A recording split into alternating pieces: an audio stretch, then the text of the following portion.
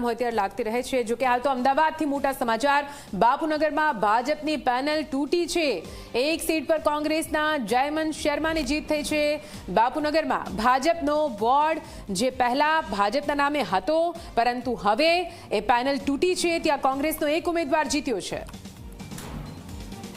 ભાજપનો ગઢ બાપુનગર ગણાતી એ બેઠક તૂટી છે। કોંગ્રેસના એક ઉમેદવાર ચૂંટાઈને આવ્યા છે। જયમનભાઈ સાથે વાત કરી। જયમનભાઈ, જે બાપુનગર એ ભાજપનો ગઢ કહેવાય, એમાં ગાબડું એક સીટ આપ લઈ ગયા છો।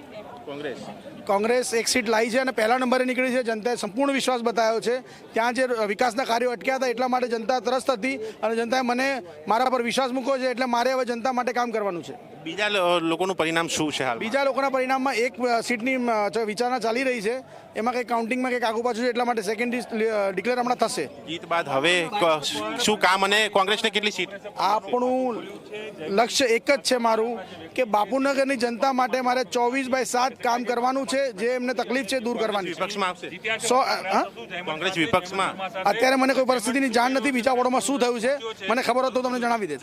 અત્યારે વધારે ખ્યાલ નથી, પણ જે કહી શકાય છે કે જયમન જે છે એ બાપુનગર વોર્ડમાં કોંગ્રેસમાંથી એ ઉમેદવારી જે કરી હતી તેમની જીત થઈ છે। એટલે કે જે બાપુનગર વોર્ડ છે કે જે ભાજપની આખી પેનલ આવતી હતી તેમાં એ પેનલ તૂટી છે અને આ વખતે એક કોંગ્રેસી ઉમેદવાર જે છે તેમાં એ ફાઇનલ થયા છે। એ પરિણામ આવી ચૂક્યું છે અને બીજી સીટોનું એ પરિણામ જે છે એ હાલ ચાલી રહ્યું છે। તે બાદ ખ્યાલ આવશે કે કોંગ્રેસની કેટલી બેઠકો આવે છે, ભાજપ કેટલી બેઠકો લઈ જાય છે, એ